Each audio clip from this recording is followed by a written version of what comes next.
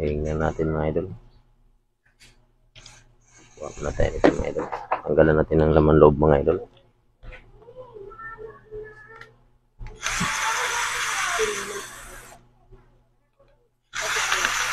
Para sakaling ano natin, dahil ito mga idol, sira na ito mga idol. Sunog. Paggawa sa atin ito mga idol. So, walang pera kasi itong medyo paggawa sa atin mga idol. Matanda na. Gawin na lang natin ng paraan to. Kakayanin siya. No? So, try natin mga idol. Try. Sana tayo mga idol. DIY.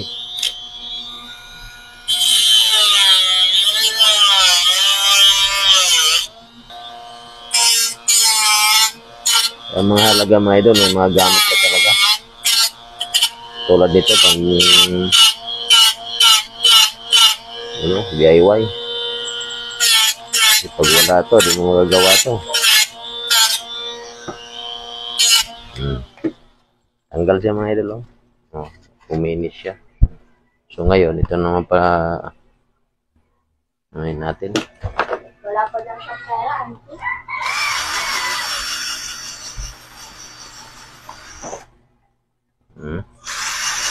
Ayan, palalakihin natin yung butas niya ito. Para matesting natin kung tapos ngayon mga idol lapit kang konti mga idol, gawa tayo ng ito mga idol, palit tayo ng timer mga idol. Kakaiba timer nito kasi magkasama na yung tatlo. Bali ito sa drain, ito sa washing, sa dryer. Wiring tayo mga idol. Magandang wiring mga idol. Pwede. Ganyan ito na magawa mga idol. Sira kasi yung timer nito mga idol. So pag binili mo ito mga idol, mahal. Dahil buo ito bibilihin mo eh. So naggawa na ako ng paraan mga idol para magkapalitin ng bago. Ayan, pinalitan ko. Binutas ko yung pinaka niya, tinanggal ko yung nasira dyan kasi hindi talaga natatanggal to.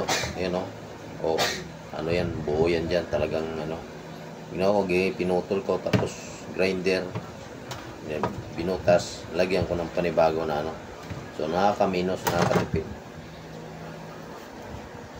Tapos ibangan natin ng idol ang kabuuan nito mga idol kasi panda rin ko ito mga idol.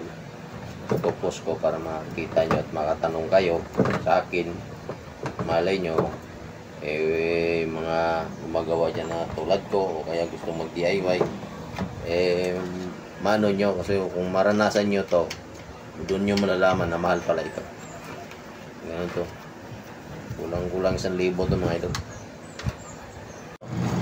Yan, papagana ko ng kabilaan mga idol. Ito yung sa washing, ito yung sa dryer. So dito pa yung takip, di pa natin naayos. Dati sa pagpakita ko sa inyo kung paano ko pinagana. DIY ko lang ito mga idol. Dahil yung may-ari nito mga idol, matanda na. Saka citizen na mga idol, hindi na natin pinapabayad ng mahal. Tulong na lang natin mga idol.